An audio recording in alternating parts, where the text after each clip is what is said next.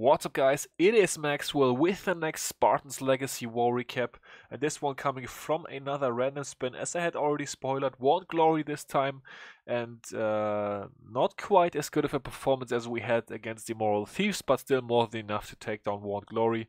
Result shows 110, 107. However, we did end up swagging two town 11 attacks. Actually, one of our guys was unable to come online, so realistically we would have had two more stars. As you can see, we are going to have some more 11 versus 11 action in the recap, which is of course always nice. So we were unable to use two of our town 9 attacks and two of our town 11 attacks, and War&Glory ended up swagging one town 10 attack.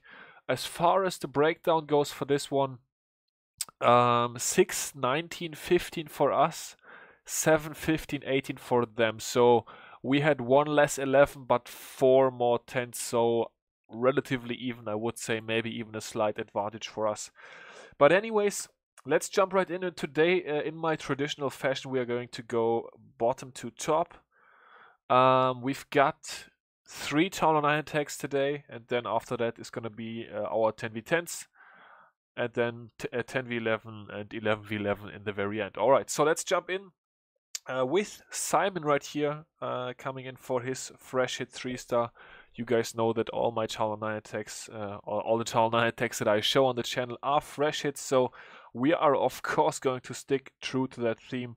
Once again, of course, big respect and a shout out to War&Glory, but yeah, today I guess we were just that much better. It's our week somehow. First taking down the Moral Thieves with a heavy disadvantage, and now also winning against War&Glory in a relatively even war. So, yeah, Simon coming in with interesting attack right here. P.E.K.K.A, Valkyries, and healers, bowlers, all that good stuff. Just a big kill squad that is supposed to waltz its way through the base, of course. Queen is stuck on the Lava Hound. That is not quite ideal, but she should hopefully maybe get herself a couple of expos once she's done with the Hound. Yeah, of course, this is a fresh hit, so had he known there was a Hound inside, he probably would have used a different attack strategy, maybe. But anyways, Queen is going to target the wall like I predicted, and that way she's going to be able to get 2 expos. If the Valkyries don't do that before her, because they are attempting to break their way through a wall there as well. Queen is finally going to make her way through this pesky level 10 wall. Oh no, she's not. She's actually going to switch targets. That's very interesting. A choice there, Queen. But anyways, she is finally going to be able to do some work. And looks like the expos are actually the last 2 buildings to be left alive in the base. That's definitely not what you want.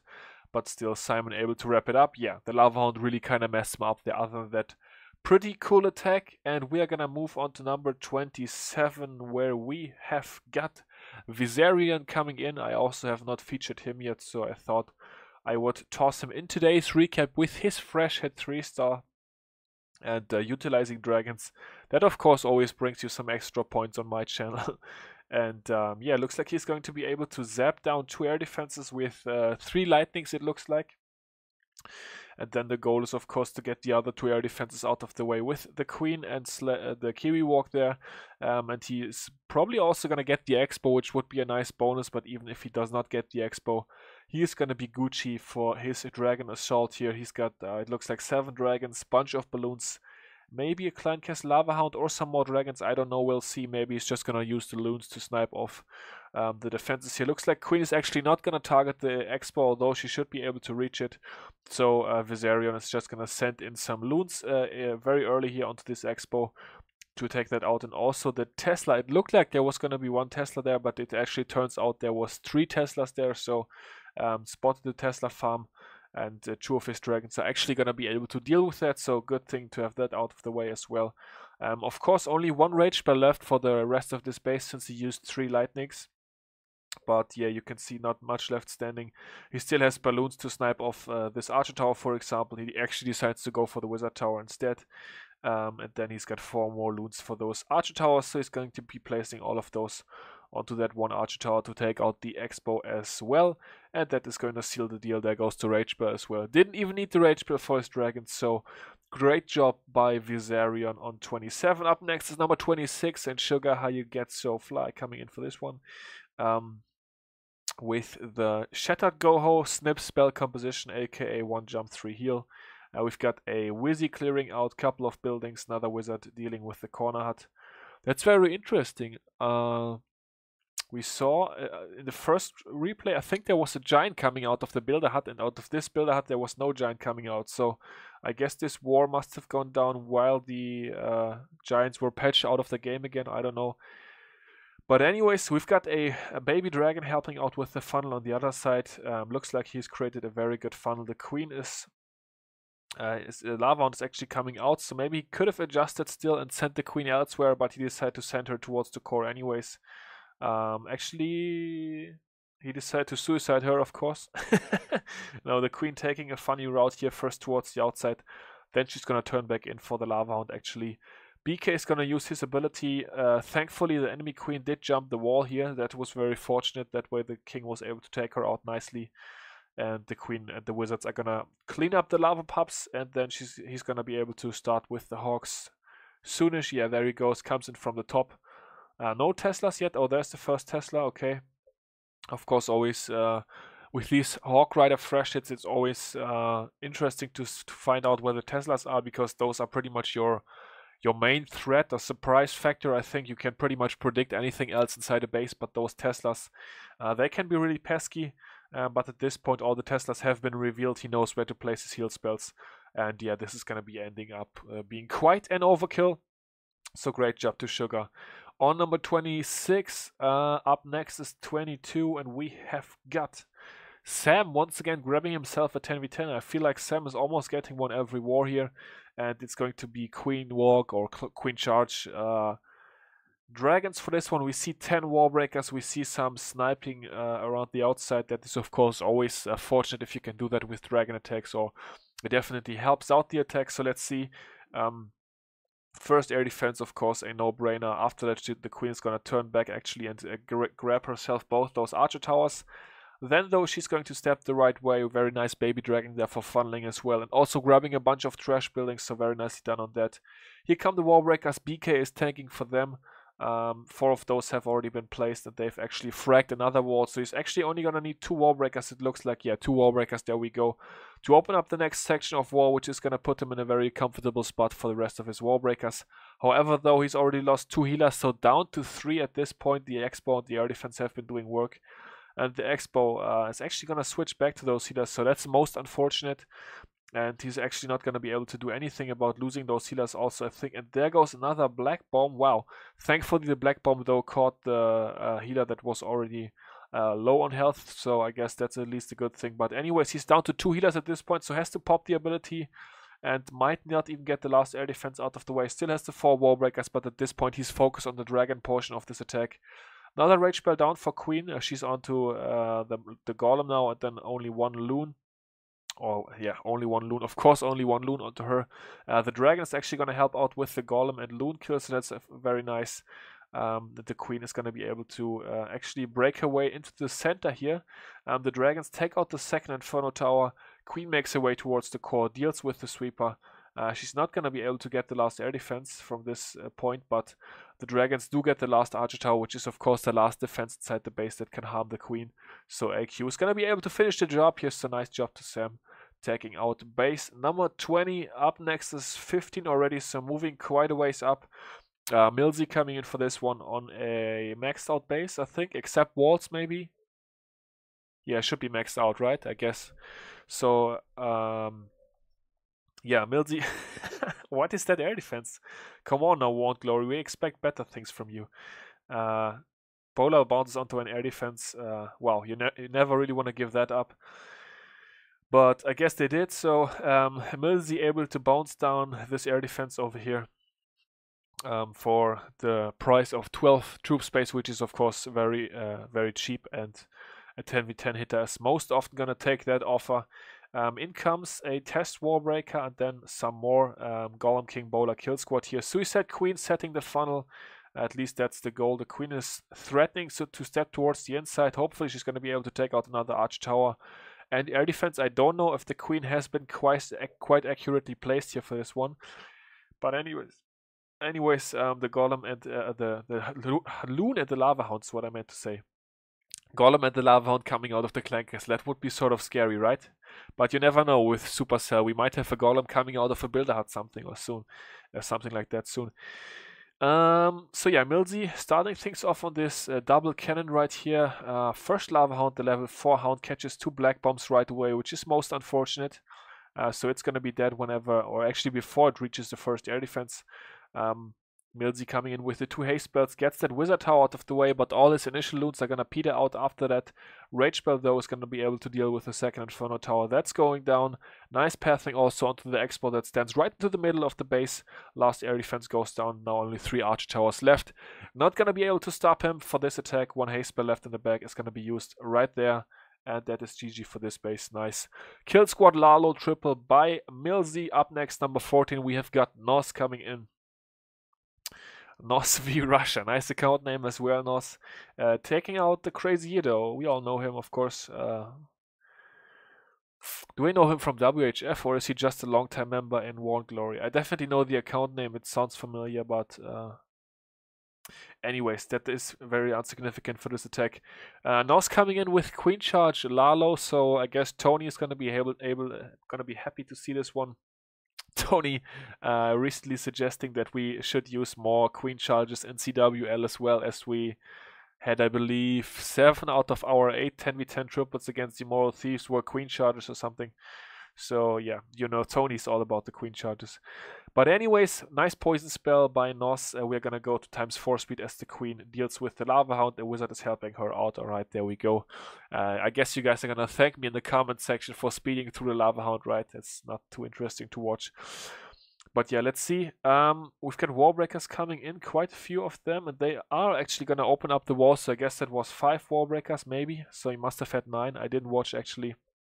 But yeah, BK is setting the funnel. The Queen actually, unfortunately, gets into Inferno range very early here, but thankfully the targeting is pretty good, so that way she's going to target the Inferno Tower relatively early.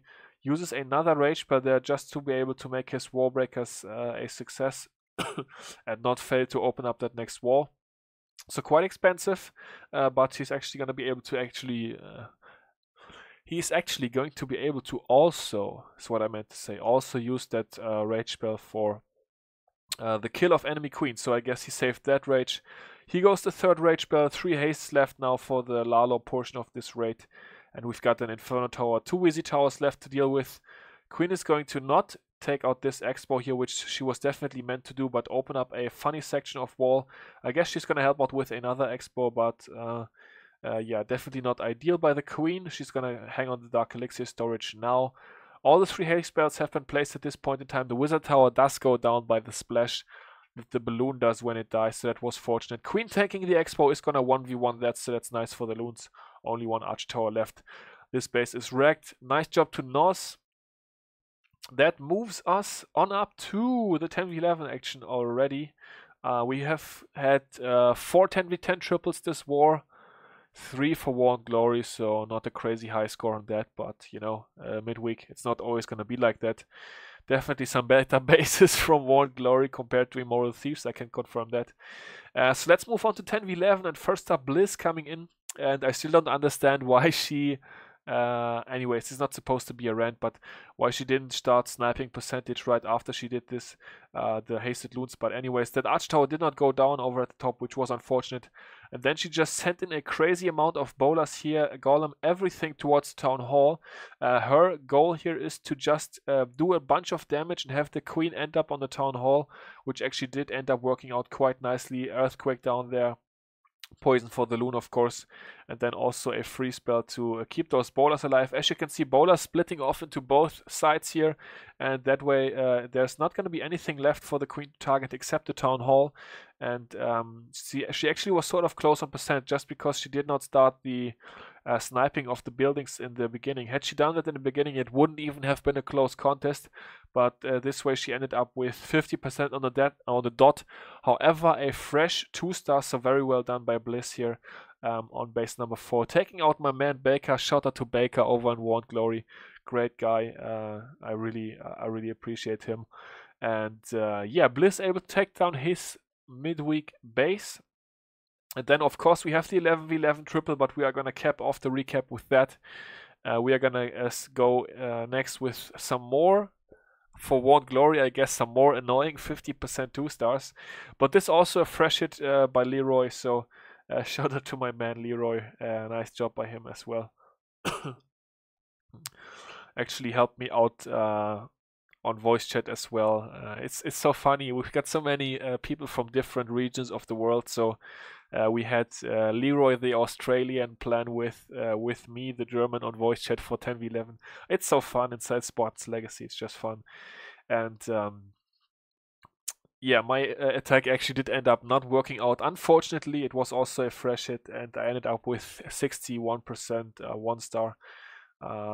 Got a little bit unlucky, I have to say that. But anyways, let's check out Leroy's attack here. He's gonna do Queen behind the Golem Baller Rage Funnel on the other side, then attempt to break the wall. Did not quite work out, unfortunately. The wall breakers got splashed down somehow, but King and Bowlers with the Rage Spell able to open up this wall nicely. Here comes the free spell. The Bowlers are gonna be able to do massive work inside that free spell, bowling over the enemy Queen as well as the ground skeletons and the Inferno Tower. So very nice there. Hound Loon is of course once again gonna slow the Queen down, but the Bowlers are gonna be able to take out the Town Hall. 43% at this point in time, and the bottom Golem here coming in clutch with those Bowlers there. They're gonna be able to grab several more percentage points as the Queen is going to die a lonely death inside the middle of the base. Thankfully, most of the Lava Pups though focusing onto the Golem, and the Bowlers able to take some free shots on those barracks. The Golem explosion damage on the when it dies on the Tesla is actually gonna be able to seal the deal. And take a look how close this was, guys. But it did end up being a 2-star, so well done to Leroy once again. And of course, the man, the myth, the legend, Richard, once again pulling off an 11 vs 11 triple. Shout out to Golden Goblins for this one. They took down this base in this very same fashion in a midweek spin against War&Glory some time ago, and I guess War&Glory did think we were not going to be watching videos, but of course we were. The only thing they switched up about the space was this builder hut or this builder hut. I'm not quite sure. Richard just told me that they had switched up one, because I watched the recap and I suggested that he should try. This is a fresh hit actually. I told him that he should try this Queen charge, or he should do this one. And he said, yeah, okay, I'll go for it, and pulled it off for the fresh triple. But he said they put in one builder hut, which ended up messing up the Queen pathing, so he had to suicide all these loons here for this air defense, because otherwise it would have been very tough. The rest of the attack goes pretty much to plan and very similar to the Golden Goblins attack. But yeah, that was definitely most unfortunate. He also had to pop the Warden ability way earlier than inside the GG attack. And yeah, overall it did not quite go so smooth. The Queen is supposed to step this way down here, by the way, in case you are wondering. Here comes the poison spell as well for the defensive clan castle troops, of course. 2 witches and a baby dragon is what is most dangerous for a Queen charge, because it is so random. Fun fact on the side, if you did not know that. If you want to mess up 11 vs 11 attacks, the most random defensive clan castle is baby dragon, and 2 witches actually had a friend and fellow female clasher fill me in on that. But anyways, we've got the king doing work. Queen has had to pop her ability at this point in time as well. She's going to be moving down here and get some more pesky wizard towers out of the way, like Clash with Ed said. And meanwhile, we've got the Lalo coming in, of course. Sorry for being distracted, guys. I just had to answer something real quick. So yeah, meanwhile, we've got more loons and hounds coming in. Queen, as I said, taking out some wizard towers, and then this attack's actually going to be really close on the end. Just because, yeah, of course, a fresh hit, so I don't know if he spent the most amount of time planning. I guess he just replicated it. It ended up being sort of close on time, and that was just because the Queen pathing was so messed up with that builder hut, as I said, that they switched up to be able to make this Queen charge not work. But of course, you know, you can't stop Richard that easily. He still made it work. Queen hanging on by a thread here, and the Tesla's going down to the Lava Pups Queen. And yeah, I guess that is a pretty sweet way to cap off this video, guys. This is Sparta! stats for this war, you are probably curious about that. 11 versus 11, 1 out of 2 for us. Richard did attempt another one, but that ended up not working out, unfortunately. So just 50% 11v11 hit rate, Richard. This war, shame on you. No, of course, still awesome. But yeah, 1 out of 2, 10v11, 11v11 for us. 0 out of 3 for War&Glory, so they attempted 3 11v11s. I am not quite sure on how many of those were 2-star attempts. I know that Baker, I think, did go for a 2-star in an 11v11, but anyway, so 0 out of 3 11v11 for War&Glory. 4 10v10s for us, 3 10v10s for them, 9v9, 67% hit rate for us, 50% hit rate for them. 11 versus 10 dips, 8 out of 8 for us. As I said, we swagged 2 11 hits, unfortunately. So realistically, it would have been 2 stars higher, so it would have been 112, 107. And 10 out of 11 dips for them, so 1 dip fail for War&Glory. No dip fails for us. 10v11, 5 out of 16 for us, 31%. 2 out of 15 for War&Glory, 13% 10v11. So I guess we had good bases midweek as well. Anyways, here's the results one more time. 110, 107, as I said, realistically, with 2 of our 11 attacks being used. 112, 107. So quite a beating again. Not gonna search for an attack right now. Guys, thanks for watching the video. Once again, big respect to War&Glory, especially shout out to my man Baker over there. Always enjoy talking to him. That's gonna do it for this one. Until next time, I will see you all later. Peace out.